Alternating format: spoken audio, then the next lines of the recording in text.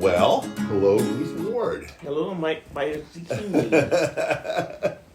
So, thanks so much for sitting down and having this conversation. I thought Excellent. this would be, we know each other a little bit, Mm-hmm. but this might give us an opportunity to know each other a little bit more and share some information. You might not like me after this conversation. I don't know about that. I'd find it pretty hard. Whatever you might say, I'd find it pretty hard not to like you. Okay. You're pretty likable. Thank you, Mike. I know when we were talking about sitting down and having this conversation, one of the things that you mentioned was, and this is by way of giving a little history about yourself too. Mm-hmm. And one of the things you talked about was what it felt like and what it was like to start a career at 61. 63. 63, all right. Mm-hmm. I didn't want to make you older than you were. Appreciate Do you want to share with folks a little bit about what that was like? Because there are a lot of people. I'm 63. Mm-hmm. I've had a career. I've had careers, but I may be restarting a career at some point in time. Mm-hmm. And for some people, it's their first career or a new career. Mm-hmm. What was it like at 63 for you? I think the main thing I want to tell people, you're never too old to start. Even Grandma Moses started her painting career at, was it 100 or 99? Pretty old, yeah. And she was pretty successful. I had no idea what I was into. It was like walking in a fog. I sang music forever, and I sang in a lot of coffee houses and places like that. And then my son started learning to play the guitar, and he would come along sometime, and I would let him open up for me, and then I would take over.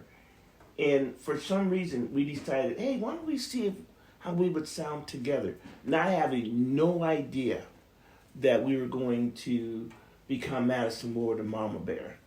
And but that's what happened. And I asked him, I said, you sure you want me? Because I'm 63. And he goes, Mom, don't ask that again. I want you to be part of what we're doing here. And I said, okay. Well, the killer was when I started doing it and I saw the audience and how much they loved it and appreciated it, and just the feel good that came back to me. I thought maybe this is where I'm supposed to be. But I'm gonna tell you something. I've never been out of the country except for Italy with my brother to a cooking school.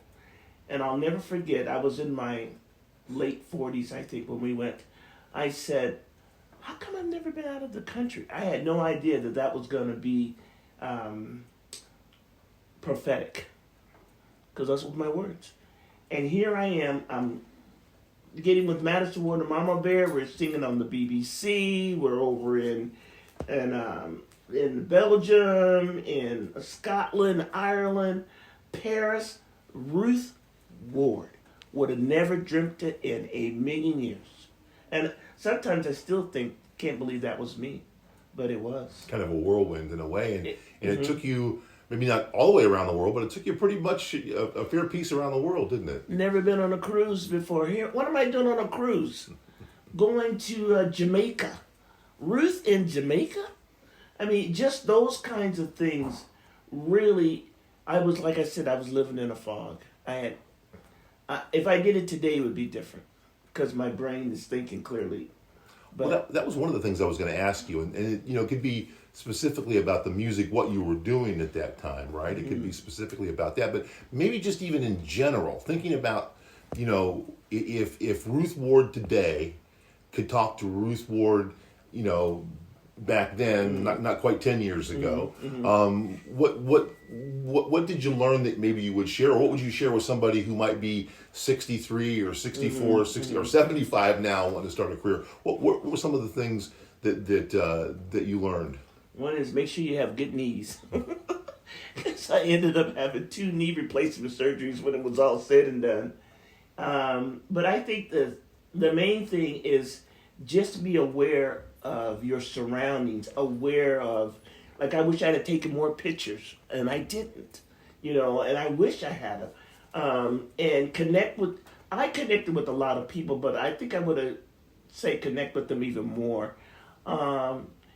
And not only that, but just be aware of what's going on, because people will like to use you, run you, and that kind of thing. And you need to be aware of those kinds of things. I'm so aware now that I feel sorry for anybody who wants to work with me. It's No. almost what I hear you say, kind of in kind of in the margins of that is see the people you're with, and make sure that you're being seen, right? Exactly. See and be seen, and also embracing the moment. And not let people try to control you. Very important. And that was a lot of that going on. And it would not go on today. I would not have that today. And I would really appreciate, even if I never get back to Europe, which is not the end of the world, I will still enjoy whether I'm singing for 20 people or whether I'm singing for thousands. It doesn't matter. I love the interaction that I have with people when I play my music. You know, in one of the things too. So 63. I don't want to give. I'll let you give up your own age, but that was not quite a decade ago, and a lot happened. I mean, you said you played all through Europe, all around the country, on major television programs. David Letterman. You know, before you retired. What am I doing on a David Letterman You show? weren't the reason you retired, right? Were you the You probably thought, oh, he got Mama Bear here. We gotta go. Although I don't think he's really retired. I think he's just started He's got a new another career. stuff, Yeah, yeah. he's got other things going on too. You inspired him. Maybe you inspired him. Yeah. And to this point, now other things outside of your life happened during that time. We've got COVID. You know, we've got right now whether people call it a recession or not, we've got a little bit of an economic downturn. Boy, it sure has hit the music industry as well as every other industry. Right. COVID did, and you know the realities of the economy today. I mean, it's a lot different. I know you've been a fan of music all your life, and you played music all your life, like you said. It's so different to be a recording artist today than it was, say, back to some of the artists you listened to or maybe played with in the 70s, and you know, just the whole business has changed, right, and continues to change. So one of the things you said to me as we were getting ready to sit down was, you know, talking about that career that started at 63, but you're kind of in a rebirth or a restarting, not just in music, but in general, right, with your art right now. What do you have to share about that? Well, I think I love how you said I'm kind of in a restart, and I think because there was a part in my life that I would have never dreamt would have happened, and that is I got a divorce, and I would have never dreamt that in a million years, but it did happen, and so coming to terms with that, coming to terms with the fallout from that, what's happened is instead of just sitting in the middle of my floor crying, what I've done is said, okay, Ruth, you have to be Ruth. You got to love you. You can't allow people to control you and tell you what to do and what not to do. And as a result, I got more involved with my art. I love art. I love paintings, acrylics, and I've been selling some of them. At the same token, I woke up to watercolor.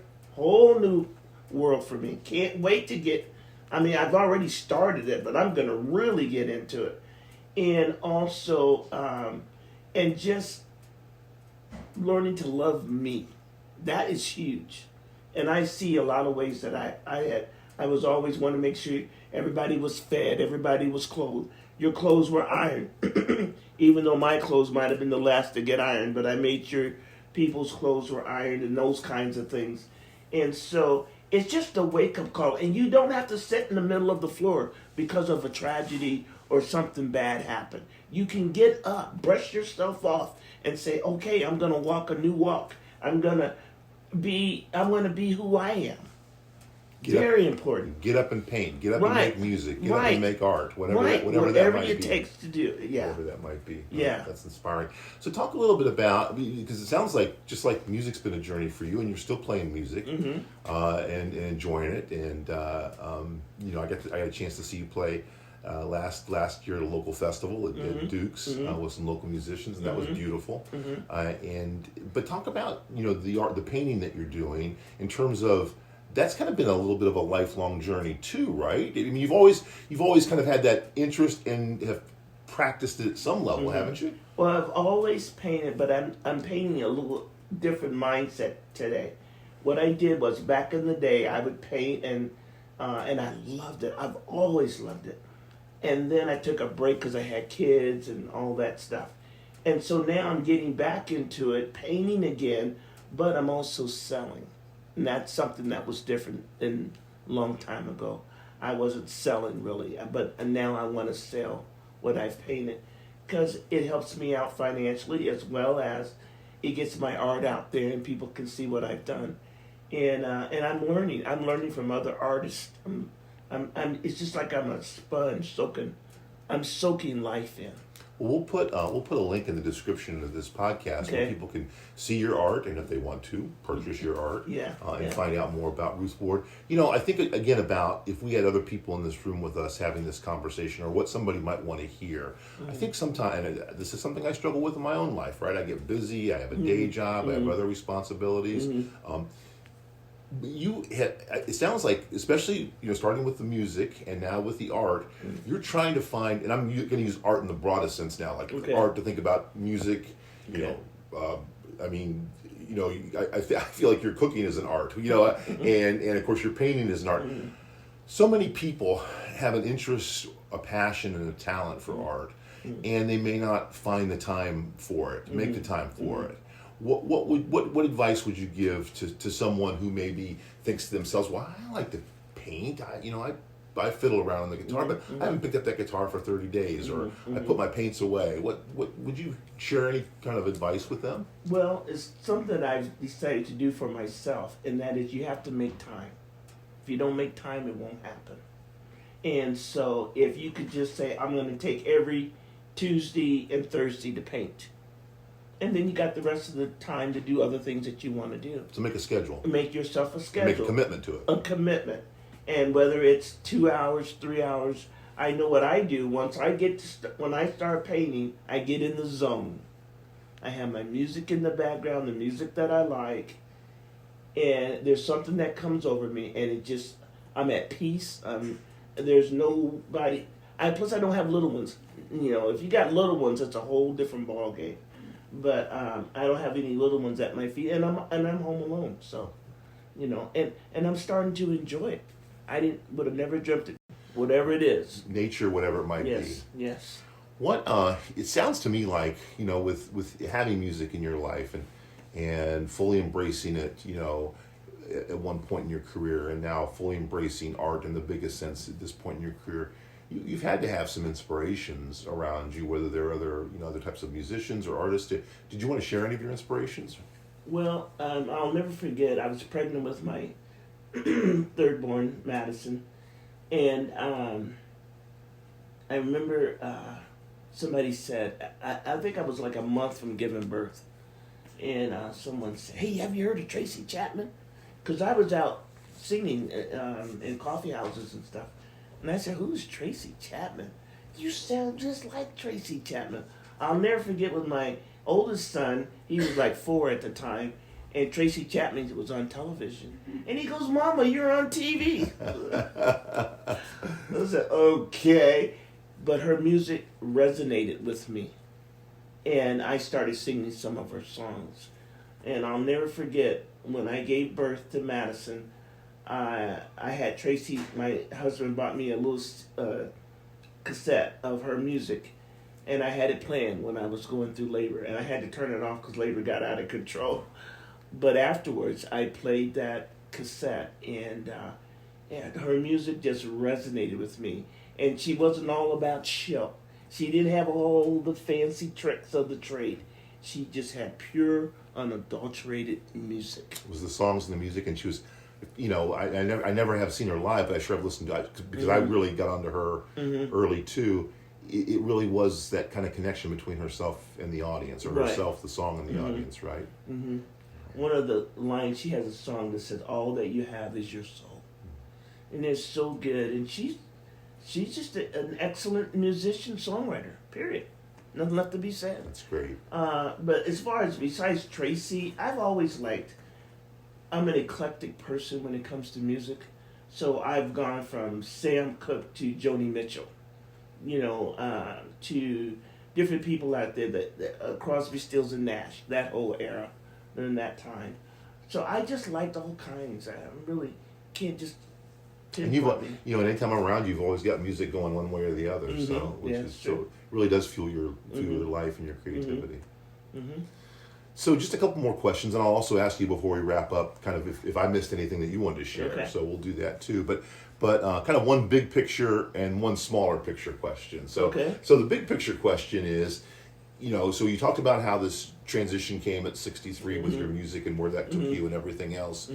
How you're kind of relaunching right now, Rebirthing, relaunching, and you've got a lot of exciting things going on with your art and your music. Where would you like to see this take you? I guess. Where would you like to see the next stage of Ruth Ward? Where would you like to see it take you? I'm not sure. I'm taking one day at a time because I don't know. But what I know that I need to be, and I am consistent. Like I just said, I love to paint, so I'm going to continue to paint. When I go out and play music, before it was Madison Ward and Mama Bear. Now it's just going to be Mama Bear. I'm at a different place in my life, but it's going to be Mama Bear and her art. So when you get me, you get the art, and you get to see the things that I've painted. Just a combination of both. And I'm just grateful, really, just to be able to be out playing again. My knees are all fixed.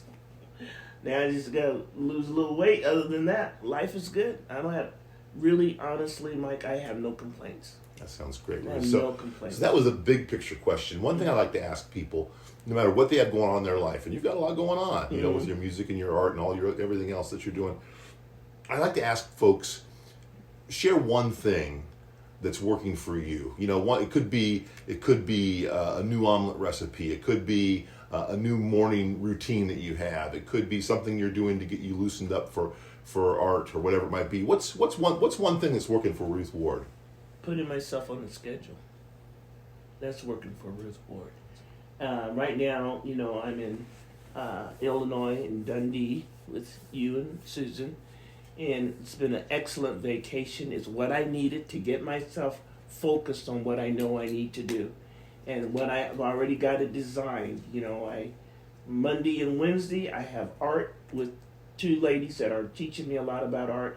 And then on Tuesday, Thursday, and the weekend, it's all about the music and working on that. So I've not done that before, but I've put myself on a schedule. And that's what's going to work. That's going to make sure that I get from plan A to plan B. If I don't do that, I'll just be wandering around, looking, where am I going, bumping into walls and whatever. This way I know that I will succeed. And, Lord willing, by late spring, early summer, I will see the measure of my success. It's almost like when you were explaining that to me, it's almost the difference between wandering around aimlessly lost in the woods and striking a path through the woods, right? Exactly. And so you're striking a path. I'm striking. I like a path. that. So you're the one thing that's working for you is being on that schedule. I like that. I like very that important. very much.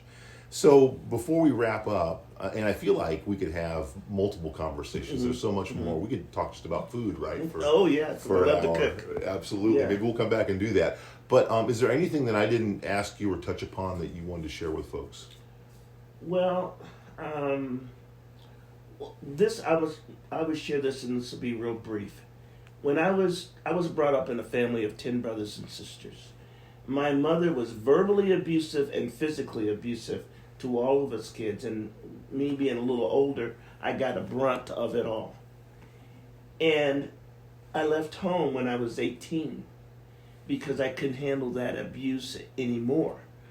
But what I want to share with people is you don't have to let your past determine your future. Okay? I don't care how horrific it was.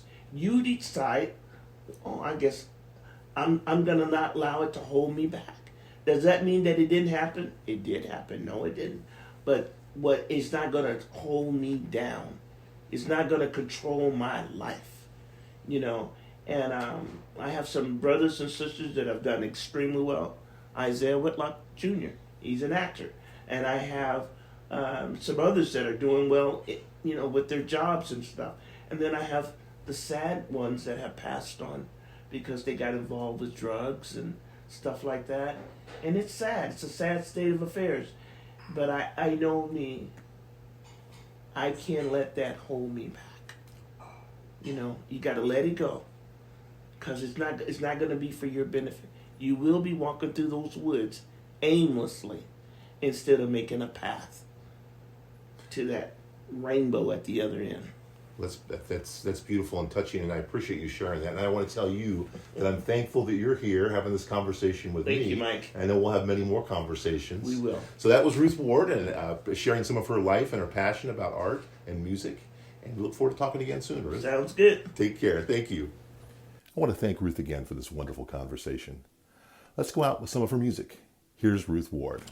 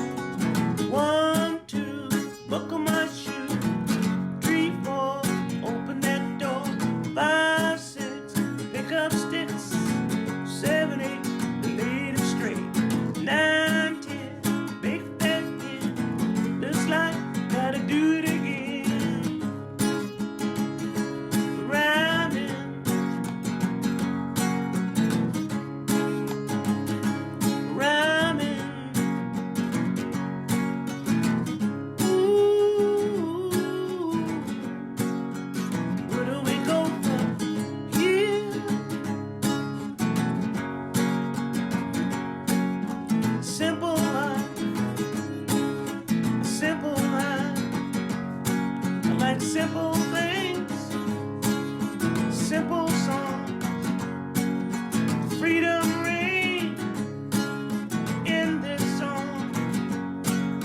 Ooh. Let's do it again. 1, 2, buckle my shoe. 3, 4, close that door. 5, 6, pick up sticks.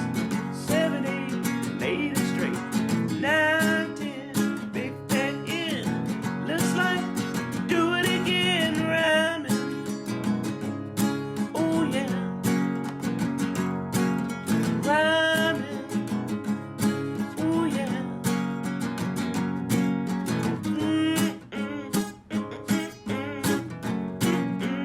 Pull the door. 5, 6, pick up the sticks. 7, 8, lay them straight. 9, 10, big fat in. Looks like we gotta do it again.